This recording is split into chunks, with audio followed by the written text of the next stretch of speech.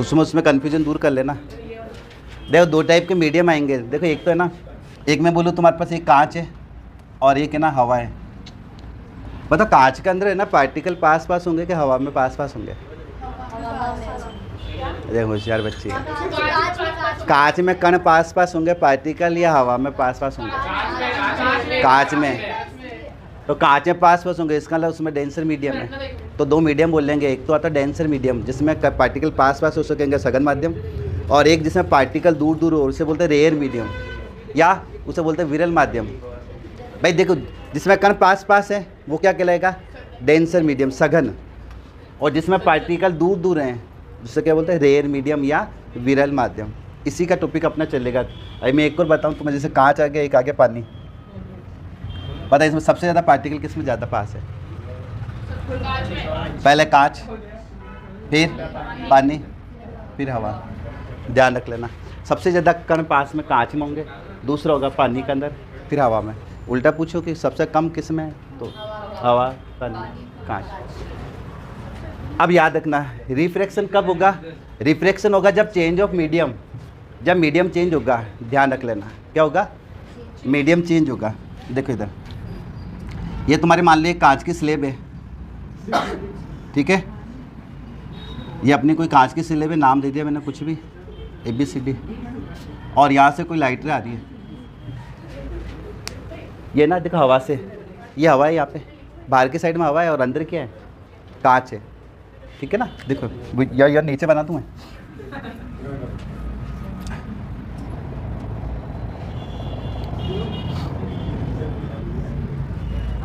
इसमें ना देखो ऐसे ध्यान रख लो कि जैसे तुम है ना सिंपल रोड पे चल रहे हो, सिंगल रोड है, तुम इधर चल रहे हो और सामने से मान लो कुछ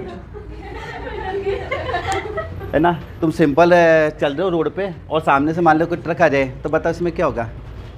तुम नीचे उतरोगे?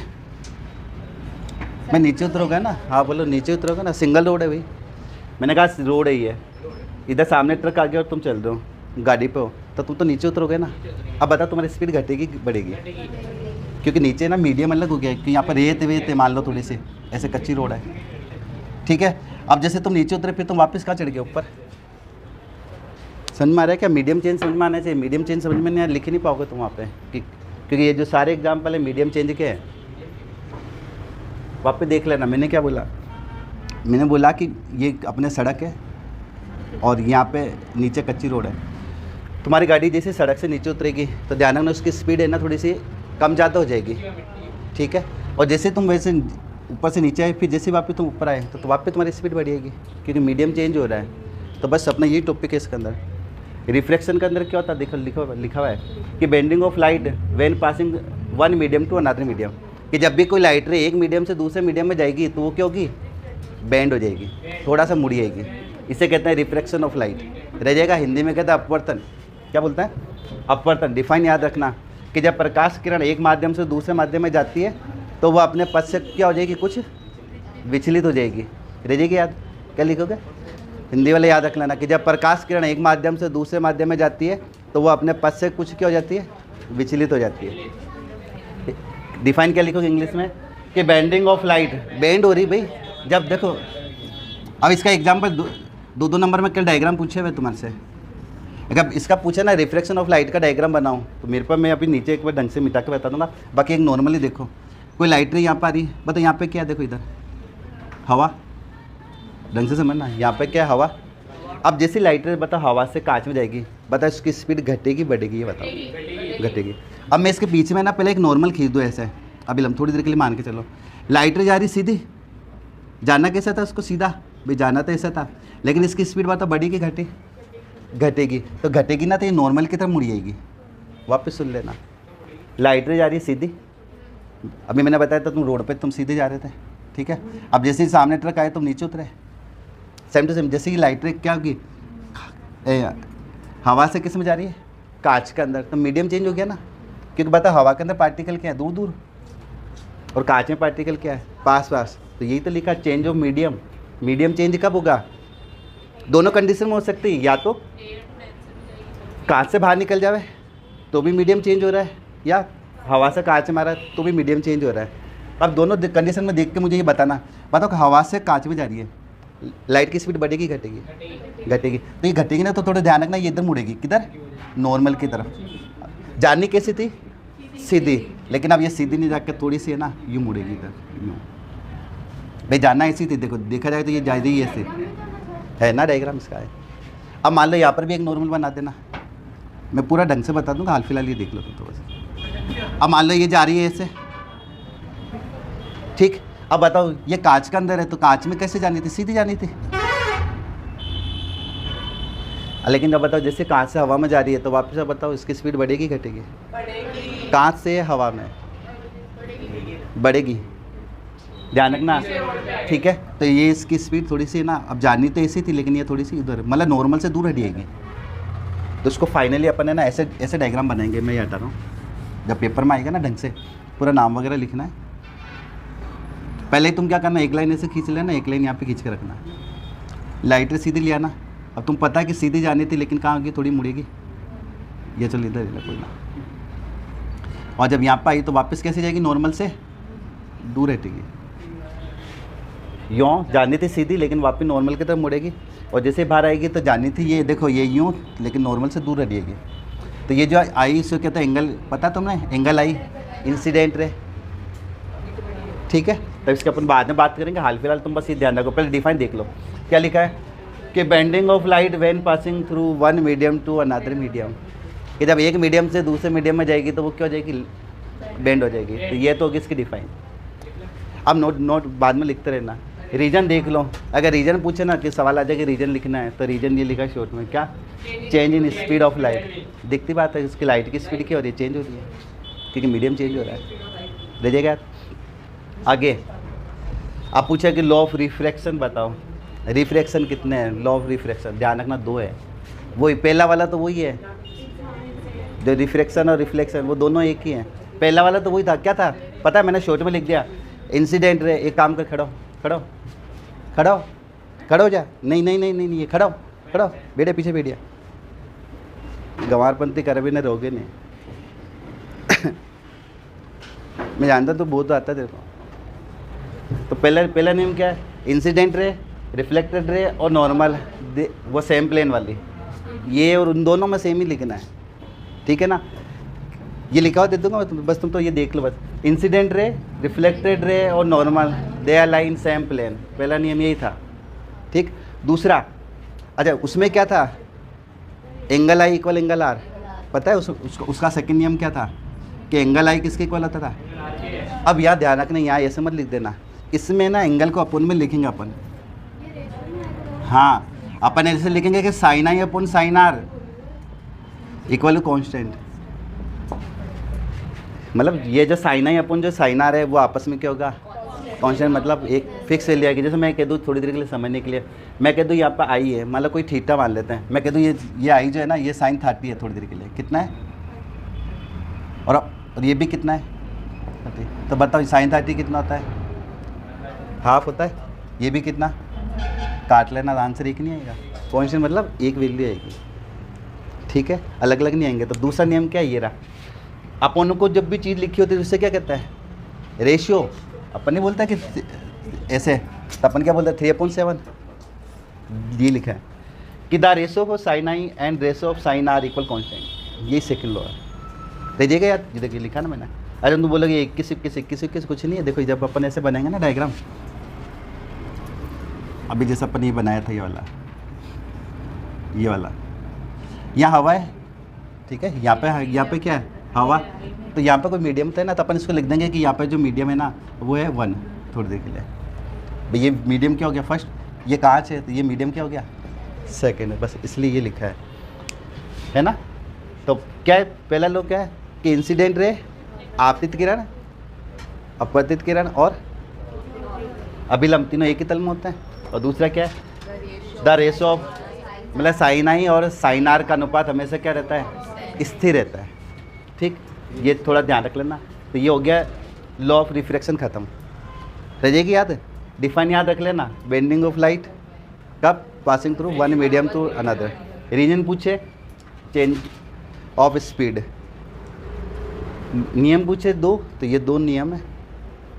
अब आगे जो इसके एग्जाम्पल पूछते हैं ज़्यादातर वो कि भाई इसके कारण क्या क्या होता है, मतलब इसके कारण क्या क्या इफेक्ट होगा। तो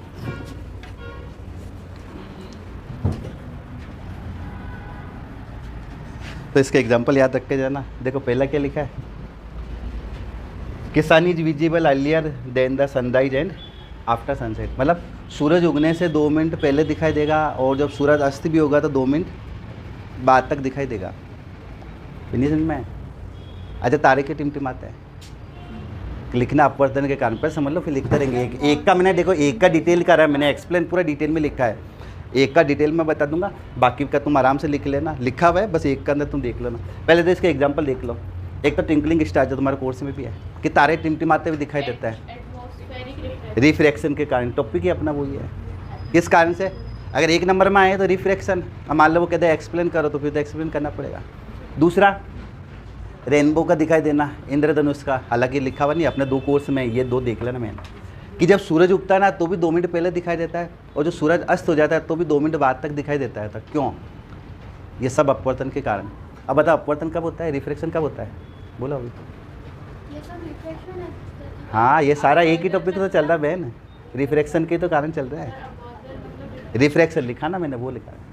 हिंदी वालों को भी तो बताओ ना, वो भी तो समझेंगे। वो परावर्तन अलग है, परावर्तन में तो टकराई वापस मुड़ी आती है ना, वो बाउंस भी हो जाता है, वो चीज़ अलग है। ठीक है, उनके तो अपने एग्जाम्पल है ही नहीं कोर्स में, इनमें बताओ। भाई तारे की टिमटिमाते हैं। अब देखो इसका रीजन देखो, यहाँ बताओ, यहाँ देखो, यहाँ दिख जाएगा ना। अब मैंने कहा कि मान लो यहाँ पे ना तारे हैं, थोड़ी देर के लिए, थोड़ी यूँ मान के चलो तारे जो भी है। अब बताओ हवा ऊपर से लाइट रे आ रही है नीचे की तरफ, बताओ ऊपर है ना कौन सा मीडियम है, रेन मीडियम है, डेंसर, और नीचे कैसे है ना, गलत है। अब सुन लेना, अरे ऊपर हवा है कि नहीं ये बताओ तुम, सिंपल। ऊंचाई पे जाने पे हवा है कि नहीं है?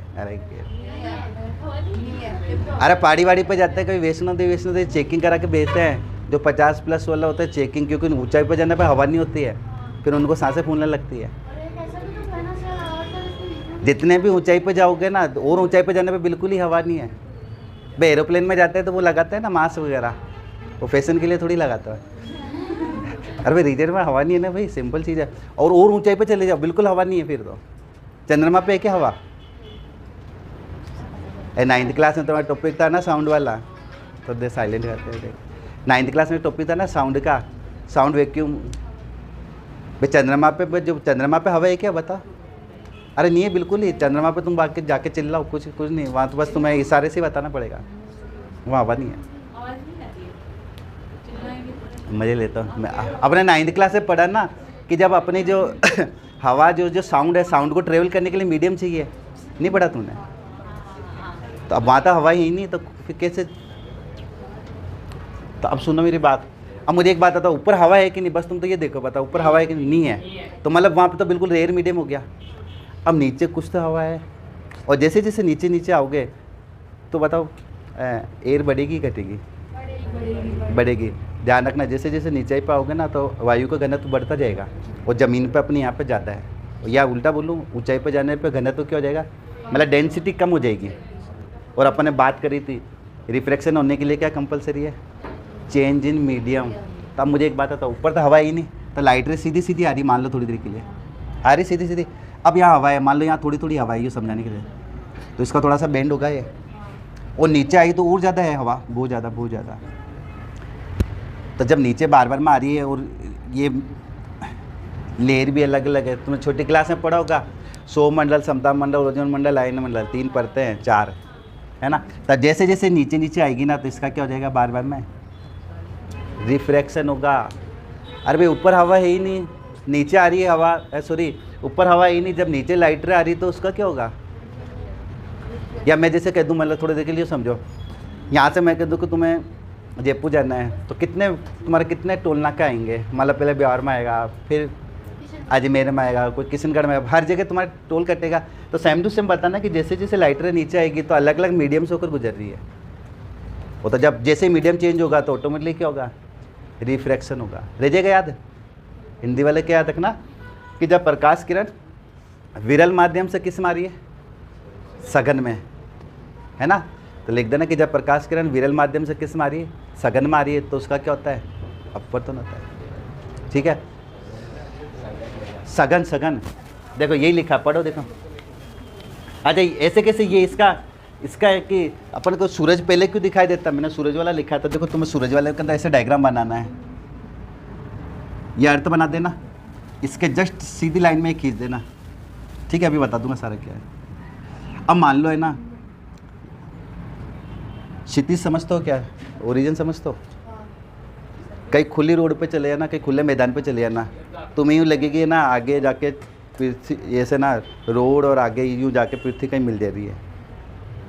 कोई खुले मैदान में चले जाना, बिल्कुल खुला मैदान, दूर तो कुछ नहीं दिखने चाहिए, तो तुम्हें आगे नहीं लग रहा है कि यूँ देखो पृथ्वी है ना, कहीं जाके आकाश देखो यूँ कहीं ना यूँ ज़मीन पे मिल रहा है ना। पर होता थोड़ी है, तुम जैसे जैसे दूर जाते हो वैसे रियल में थोड़ी है। तो देखो रियल में सूरज होता है इस जगह, कहाँ का, रियल में तो सूरज इस जगह होता है, ओरिजिन का कहाँ होता है, नीचे। लेकिन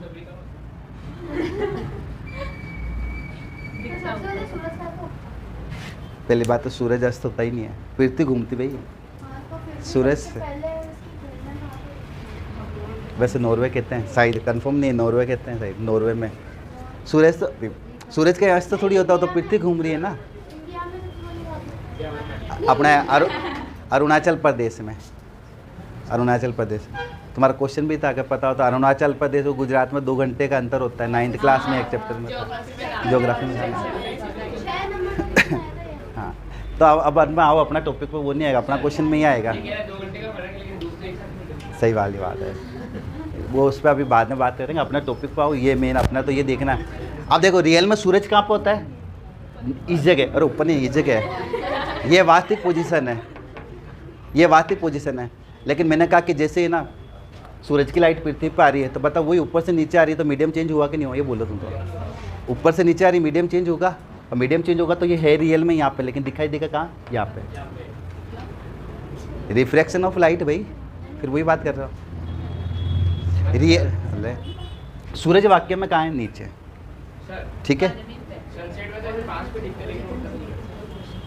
अब उस समझ जाओ। मैंने कहा जो अपना जो ओरिजिन होता है, कभी है ना, तो मैंने कहा ना कभी यहाँ पे तो कैसे दिखाई देगा, यहाँ तो पेड़ ये अपना ऐसे झाड़ियाँ वाड़ियाँ आ जाती है। कभी खुले मैदान में जाना, जब कभी खुले मैदान में एकदम तुम्हें कम से कम 1-2 किलोमीटर कुछ नहीं होना चाहिए, बिल्कुल है ना, थोड़ा ब्यावर से बाहर निकल जाना।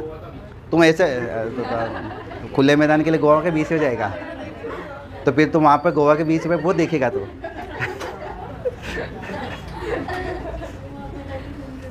गोवा के बीच में तो सूरज देखने जाएगा, बढ़िया आ जाए। सही है, तो देखो, तो मैं तो बात कही नहीं ना, वो कह रहा है।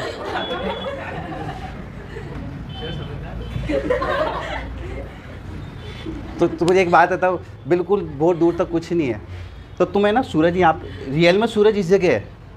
जब सूरज अस्त होता है ना, कभी देखना रियल में सूरज इस जगह होता है, लेकिन रिफ्रैक्शन के कारण सूरज थोड़ा सा कहाँ दिखाई देगा।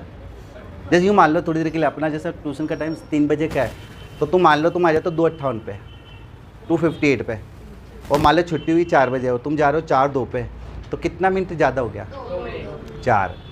2 मिनट पहले आए, 2 मिनट लेट गए। तो सेम टू सेम ये कंडीशन है। रियल में सूरज होता है इसके नीचे, ओरिजिन के नीचे होता है, लेकिन दिखाई का रिफ्रैक्शन के कारण दिखाई कहाँ देगा, यहाँ पे। अब ये कंडीशन उल्टी है, सूरज अस्त भी हो गया, सूरज कहाँ पे है, नीचे, लेकिन फिर भी कहाँ तक दिखाई देगा, 2 मिनट बाद तक। तो 2-2 4 बढ़ गया ना, है नीचे, रियल में दिखाई देगा कहाँ पे, यहाँ पे। अब जैसे सूरज अस्त हो रहा है, होते होते सूरज आ गया यहाँ तक, यहाँ तक, यहाँ तक आया, दिखाई दे रहा है। अब सूरज नीचे भी हो गया ना, लेकिन फिर भी रिफ्रैक्शन हो रहा है, रिफ्रैक्शन के कारण सूरज कहाँ दिखाई देगा अपन को, मतलब ज़्यादा दिखाई देगा। बस तुम तो इतना हाल फिलहाल याद रखो, थोड़ा बाद में और समझोगे, धीरे धीरे बड़े हो जाओगे। तो अब लिखना कैसे इस चीज़ को, ये यहाँ पे लाइन लिखी देखो। अच्छा पहले तो वही लिखना है, जब क्या लिखा है कि the sun is visible earlier than the sunrise, मतलब सूरज जब उगता है तो वो क्या होता है, सूरज उगने से पहले दिखाई देता है, और आफ्टर सनसेट। पहले तो ये की लाइन उठा के लिखना, देखो मैंने यहाँ पे शॉर्ट में लिख दिया कि द सन इज, यहाँ तो क्वेश्चन की लाइन उठाओगे डिट्टो डिट्टो यहाँ तक आता है सनसेट। अब रीजन लिखना है। अब बताओ मैंने क्या बताया था, लाइट कहाँ पास हो रही है, एक मीडियम से, ये लाइन लिखी देखो कि व्हेन ए लाइट रे पासिंग थ्रू क्या एटमॉस्फेयर। जब लाइट रे किस में पास हो रही है? एटमॉस्फेयर में। तो जब एटमॉस्फेयर, अच्छा इसमें जिसको थोड़ा समझ में आए तो अपने हिसाब से लैंग्वेज ऊपर नीचे करके लिख सकता है, ठीक है। देखो मेन है ना, अगर ये तो मैंने बताया, बाकी देखो ये लाइन मेन है कि when the sun is below the origin, जब सन कहाँ होगा? ओरिजिन के नीचे होगा। The ray coming from it passing through the rare to denser. खुद देखो ना कहाँ से कहाँ आ रही है, ऊपर तो है ही नहीं मीडियम, तो रेयर मीडियम हो गया, नीचे आ रही है तो क्या है? डेंसर मीडियम टू डेंसर, है ना। किसके अंदर? एयर के सरफेस के अंदर, है ना, ऑफ द एटमॉस्फेयर, कि जब एयर के जो एटमॉस्फेयर में आएगी तो कहाँ से? रेयर से डेंसर में आ रही है। जब रेयर से डेंसर में आएगी तो वो क्या हो जाएगी? बैंड हो जाएगी। अब ये तो अपन ने बात करी थी, यही चीज़ यहाँ पर भी, ये भी एक बात है, पढ़ो देखो एक बार। Passing through the atmosphere having क्या? लेयर ऑफ डिफरेंट डेंसिटी, क्योंकि हवा के अंदर क्या है? अरे अलग अलग डेंसिटी की लेयर है। मैंने कहा नीचे ज़्यादा डेंसिटी, मतलब समझ में आ रहा है?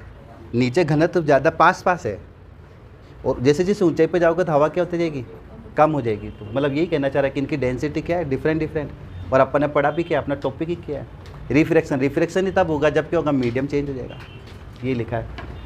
तो लिखा है कि we know that the density of the atmospheric surface near the earth. ये कह रहा है कि अपन जानते हैं कि जो एटमॉस्फेयर के जो अपने अर्थ के पास जो एटमॉस्फेयर है वो क्या है? ज़्यादा है, more than the surface about. भी अपन जानते हैं कि जो अर्थ के पास में जो क्या बोलना चाहिए, डेंसिटी क्या है? ज़्यादा है, और ऊपर क्या है? कम है। तो यही तो लाइन लिखी है, देखो पढ़ो ना। वी नो दैट, समझ गए ना, कि हम जानते हैं क्या? कि the density of atmospheric surface, कि जो घनत्व जो है उसका, जो वातावरण का, वो क्या है? Near the earth surface is more than, जो पृथ्वी के पास होगा वो क्या है? ज़्यादा है। किसकी तुलना में? ऊपर की तुलना में। तो लिख देंगे more than the above it, मतलब इसके ऊपर जितना भी था उसकी तुलना में नीचे क्या है? डेंसिटी ज़्यादा है। सो फिर वो की वो लाइन घुसा के लिख देना। बोलो आपको डाउट हो तो पहले बोलो। ये लाइन लिखनी आ जाएगी क्या? लिख दोगे थोड़ा बहुत। अब तुम बोलोगे इतना क्या लिखना है, तुम पहले तो ये लाइन लिख देना। एक तो ये लाइन लिखनी है कि डिफरेंट लेयर है, एक तो लाइन लिख देना, है ना। और दूसरी क्या लिख देना? एक तो डिफरेंट लेयर है, और दूसरा लिख देना कि ऊपर जो अपना पृथ्वी के पास में है जो उसकी डेंसिटी घनत्व क्या है? ज़्यादा है, और ऊपर क्या है? घनत्व कम है। बस फिर डेंसिटी चेंज होगी तो दिखती बात है। अच्छा ये क्वेश्चन आ जाए ट्विंकलिंग स्टार, कि तारे क्यों टिमटिमाते हैं? वो लाइट, भाई तारों की लाइट ज़मीन पर आ रही है, तो बताओ जब तारों की लाइट ज़मीन पर आ रही है तो ऊपर कैसा मीडियम है? अब सूरज को हटा के तारा ले लो, और क्या। जब ऊपर से नीचे आ रही है तो वही डिफरेंट लेयर से में आएगी, तो जब डिफरेंट में आएगी तो वो ऑटोमेटिकली क्या हो जाएगा? अरे वो लगातार ही थोड़ी आएगी रे, मतलब जैसे ऊपर आ रही है तो बाद मैंने कहा ना कि तुम जैसे यहाँ से वहाँ जयपुर में जाते हो तो बार बार में तुम्हें टोल देना पड़ेगा, बार बार में। तो ये भी जब बार बार में आ रही है तो इसका बार बार में क्या हो रहा है? रिफ्रैक्शन, अब बार बार में अपवर्तन हो रहा है, क्योंकि डेंसिटी चेंज होती जा रही है ना। तो जब डेंसिटी या घनत्व या जो क्या कह सकता है अपन, हवा का घनत्व चेंज हो रहा है तो इसका बार बार में क्या होगा? अपवर्तन। और ये लाइट रे देखो ना, ऐसे ऐसे आएगी तो कैसे आएगी? ये थोड़ी यूँ मुड़ती रहेगी हर बार, और मुड़ती रहेगी तो अपन को तारे कैसे दिखाई देता है? टिमटिमाते हुए, या ट्विंकलिंग स्टार। दो रीजन याद रख के जाना है। रीजन क्या याद? एक बार पढ़ लो, जिसको डाउट हो फिर मुझे ना पूछो एक बार, जिसको भी डाउट हो बोलो। ओले, आगे आ जाएगी।